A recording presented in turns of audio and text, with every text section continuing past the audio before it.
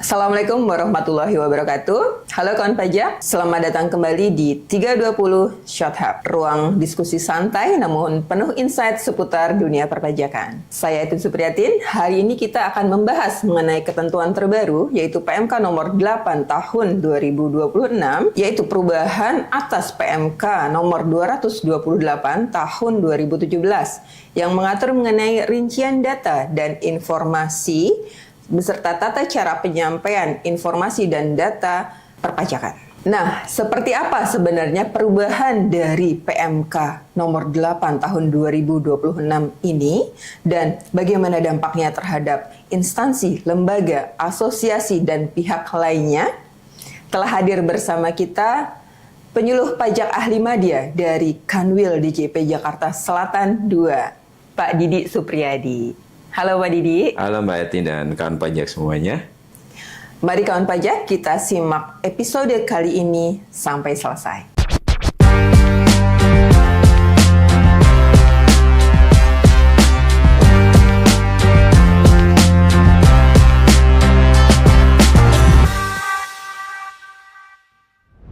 Halo Pak Didi, apa kabar? Alhamdulillah baik Mbak Etin. Bagaimana juga kabarnya Mbak Etin? Alhamdulillah, sehat juga Pak. Sehat juga buat kawan pajak ya? Kawan pajak juga sehat semua ya Pak ya? Ya, betul. Oke, hari ini kita akan membedah senjata baru Direktorat Jenderal Pajak, yaitu Peraturan Menteri Keuangan nomor 8 tahun 2026 Pak. Nah, ini bukan sekedar revisi dari PMK 228 tahun 2017, tapi juga sebuah lompatan besar. Nah Pak, secara legal formal, kenapa peraturan ini dianggap sebagai perubahan fundamental, Pak?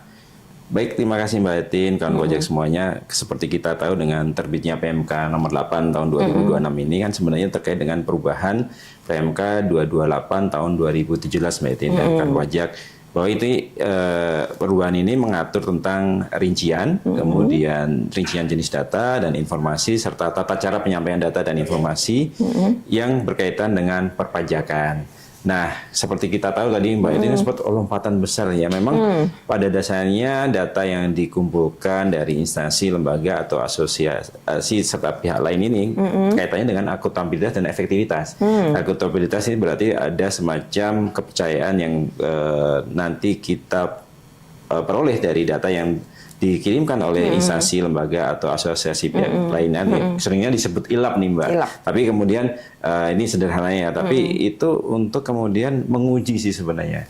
Seperti kita tahu bahwa sistem perpajakan kita kan self-assessment. Jadi wajib pajak itu juga seharusnya menyampaikan dengan lengkap, benar, dan jelas dari awal nih. Bahkan dari sejak pendaftaran, saya sebagai apa, saya mendaftarkan diri, bagaimana pelaporannya. Nah, dengan adanya instansi, lembaga, asosiasi pihak ketiga yang kemudian menyampaikan data tadi, kita kumpulkan. Kalau di PMK 228 dulu hanya mengumpulkan nih Mbak Yati. Oke, ngumpulin data aja gitu ya Pak ya? Iya, tapi kemudian ketika itu kan mungkin akan dipertanyakan efektivitas terkait pengumpulan data seperti apa. Nah ini juga ada kewajiban baru yang kemudian disampaikan oleh Ditjen Pajak sebagai pemanfaat data ini, menyampaikan pemanfaatan data kepada instansi, lembaga, asosiasi lain yang memberikan data tadi.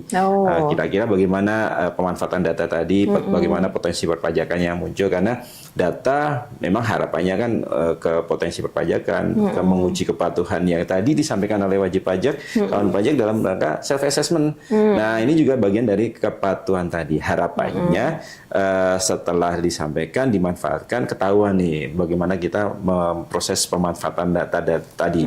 Berikutnya adalah ketika ada data yang disampaikan, nanti harapannya ada keseragaman, standarisasi penyampaian data. Karena tadi sistem kita sudah pakai konteks nih, ada seragam data dari instansi, lembaga, asosiasi pihak lain tadi yang cepat kita manfaatkan. Kemudian jika ada kekurangan, DJP juga bisa minta tambahan. Oh gitu ya.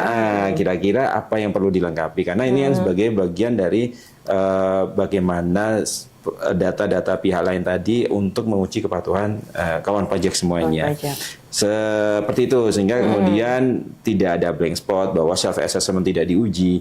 Karena kalau sudah self-assessment dan benar lengkap jelas, harusnya tidak ada gaps Iya. dengan data-data yang dikumpulkan Jadi oleh data WP sama data ILAP match ya Pak? Betul. Oke. Baik Pak Didi, kalau boleh saya simpulkan nih dari jawaban Pak Didi tadi bahwa ini lompatan besar tadi itu berasal dari perubahan di PMK baru ini, adanya kewajiban DJP untuk mempertanggungjawabkan data ya Pak ya. Betul. Jadi bukan hanya sekedar ngumpulin data gitu ya dari ILAP, tapi juga DJP memberikan akuntabilitasnya dengan membuat laporan pemanfaatan data-data tersebut ke tentunya ke instansi yang memberikan data ya Pak ya. Oke. Nah kemudian juga efektivitasnya sejauh mana data tadi berimbas ke pajak ya Pak ya tentunya ya. Jadi nanti juga si ILAP tadi tidak akan ragu-ragu memberikan data lagi ya Pak ya. Oke, baik, berikutnya nih Pak, banyak yang bilang PMK ini adalah pasokan oksigen buat Cortex System. Nah itu seberapa krusial Pak peran integrasi data ini Pak? Baik, tadi kita udah singgung Cortex ya, karena Cortex ini sebenarnya canggih nih. Tapi kalau tidak ada data yang kemudian melakukan pengujian itu akhirnya seolah-olah sia-sia gitu karena dengan kecanggihan ini kita berharap terisi dengan data-data dari pihak lain tadi untuk kemudian menguji segala kewajiban perpajakan yang sudah disampaikan oleh wajib pajak tadi. Karena dengan sudah adanya standarisasi, adanya keseragaman, kemudian adanya sistem yang prevail, tadi data-data tadi kemudian melengkapi nih seluruh bagaimana kepatuhan dari wajib pajak. Dan berikutnya adalah tentu saja akan matching secara otomatis. Kita sudah pakai, tidak semua data akan menjadi angka potensi pajak kan, karena bisa jadi hanya data identitas, data perizinan, data profesi dan lain sebagainya yang kemudian apakah terkait dengan wajib pajak tadi, terkait dengan kegiatan usahanya sudah cocok atau belum. Kecuali nanti ada beberapa yang ada dengan potensi misalnya kepemilikan harta, kepemilikan investasi dan lain sebagainya. Nah, dengan adanya pengumpulan data tadi kan tadi sempat kita singgung matching secara otomatis. Tidak ada inputan, ya kita mengurangi inputan dari manusia untuk mengurangi human error ya, tindakan pajak semuanya, dan ya otomatis itu juga mengurangi kesalahan input. Nah, berdasarkan format PMK 8 tahun 2002 ini ada beberapa mendasar yang kemudian menjadi semacam oksigen bagi Cortex. Bagaimana itu kemudian berimpact, yaitu kewajiban tadi termasuk salah satunya laporan pemanfaatan data, sehingga DJP juga sudah memanfaatkan data sampai sejauh mana itu dimanfaatkan atas pengujian kepatuhan wajib pajak tertentu tadi. Itu yang menjadi sebagai dasar transparansi tentunya dari wajib pajak sendiri maupun dari DJP ketika kemudian data itu masuk ke Direktorat Jenderal Pajak. Nah, kemudian ada kewenangan tambahan data tadi sempat kita singgung juga, yang itu kalau misalnya ada kekurangan itu juga yang kemudian menjadi Pak, dari instansi ini sebenarnya datanya kan harusnya lebih dari ini. Ada beberapa yang kita butuhkan, apakah kuantum dari suatu produksi tertentu, karena kan dari sumber daya alam kadang-kadang dihitung nih potensi kandungan yang bisa diambil dalam rangka dimanfaatkan. Kemudian itu menjadi dasar kuat DJP ketika kemudian ini ada kekurangan, sehingga dari instansi terkait juga akan merespon dalam waktu 1 bulan untuk memberikan tambahan. Meskipun kita lihat 105 instansi, lembaga, asosiasi P3 itu banyak juga ya. Nah, itu juga yang kemudian ada pendelegasian kewenangan kepada Kambil nih untuk kemudian meminta tambahan data baru sekiranya memang masih dibutuhkan. Untuk kemudian bisa jemput bola nih, ibaratnya jemput bola ke instansi-instansi terkait tadi. Agar apa? Agar ya kemudian sesuai dengan kebutuhan yang diperlukan. Karena kita menguji tadi identitasnya apa, kegiatan usahanya apa, bahkan sampai ke potensi volume produksi, volume penjualan dan seterusnya. Kemudian ada keseragaman, rincian, ada kemudian instansi itu harapannya ya memang mempercepat prosesnya pemanfaatan tadi. Itu yang terkait penyesuaian tadi, sehingga lebih terstruktur, kemudian lebih secara data itu detail dan bisa kemudian berimpact pada kira-kira nih wajib pajak apa yang dari wajib pajak data yang disampaikan di SPT pemenuhan kepatuhannya bagaimana. Nah, prosedur dan jangka waktunya juga dipercepat untuk kemudian tambahan penyediaan data tadi yang sekiranya masih kurang. Dalam jangka waktu 1 bulan. 1 bulan ya Pak ya? Betul. Jadi memang dibuat ada batas waktu karena pajak ini kan punya daluarsa ya Pak ya? Jadi memang harus tepat waktu gitu data itu kita terima gitu ya. Nah, juga tadi saya tertarik nih Pak mengenai identitas NIK atau NPWP gitu Pak. Nanti data-data yang tadi disampaikan oleh ILAP tadi itu akan ada data berupa NIK. Ya. Jadi nanti seluruh data itu tentunya akan langsung nge-link ya Pak ya ke Cortex kita ya. Jadi misal nih Pak Didi ada data nih dari instansi mana gitu ya. Itu akan langsung teridentifikasi ya Pak ya. Nah, baik Mbak Etin, kawan pajak juga bahwa sebagai kalau pada saat aktivasi akun ya, kadang-kadang dibutuhkan nomor kartu keluarga. Kemudian kalau itu ada kepala keluarga, nomor ininya karena bagian dari daftar unit keluarga tadi. Ini yang kalau memang WNI itu lebih mudah karena basicnya kan NIK. Tapi mungkin dari teman-teman WNA yang berada di Indonesia yang lebih 183 hari kan nanti kebutuhannya dari imigrasi nih, dari Kementerian Imigrasi memberikan data keberadaan dari WNA di sini melakukan kegiatan apa saja. Itu juga sebagai bagian dari bagaimana data-data tadi dikumpulkan. Gitu. Sehingga banyak hal yang ya 105 banyak, salah satunya tadi Dukcapil, imigrasi. Nah, ada yang lain juga terkait dengan kepemilikan aset dari Kementerian ATR, BPN, Tanah dan Bangunan yang kira-kira sertifikasinya sudah beralih kapan kepada siapa. Ini juga krusial untuk memantau sebenarnya pengalihan kekayaan juga. Kemudian dari mungkin Kementerian Perhubungan atau dari Pemda terkait dengan kendaraan bermotor juga ya. Kepemilikan mobil mewah, sehingga jangan sampai kejadian seperti dulu nih Mbak Evin. Siapa yang punya mobil mewah, kondisinya seperti apa? Atas namanya beda. Beneficial owner-nya ya Pak ya. Kita berharap meskipun kemudian ada beneficial yang berbeda, itu tetap ada keterangan bahwa ini nomine dari sesuatu. Terus kemudian investasi.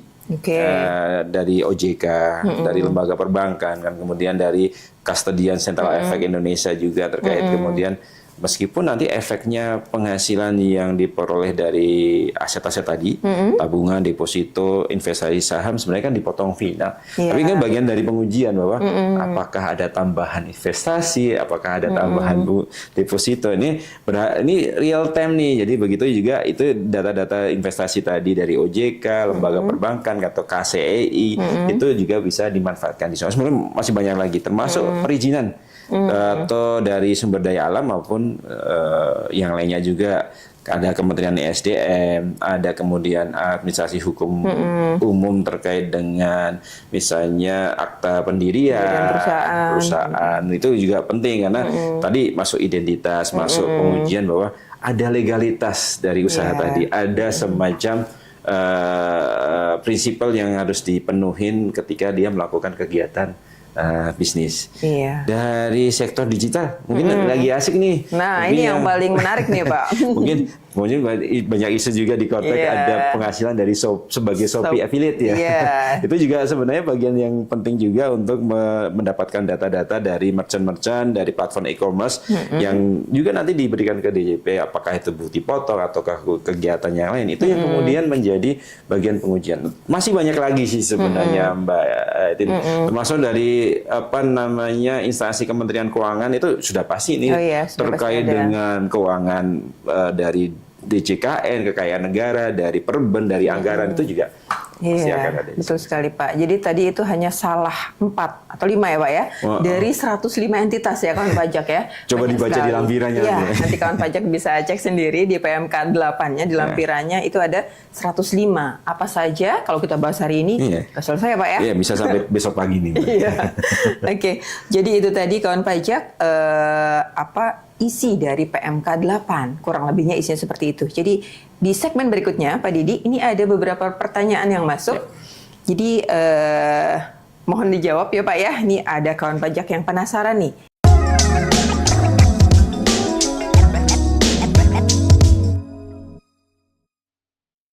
bagaimana dengan asosiasi profesi, Pak? Ya. Kalau yang tadi Bapak sampaikan kan itu kan dari instansi ya Pak ya, dari lembaga gitu. Nah, kalau dari asosiasi, contohnya misalnya nih Pak dari Ikatan Akuntan atau mungkin Ikatan Dokter Indonesia gitu ya, kawan pajak ya.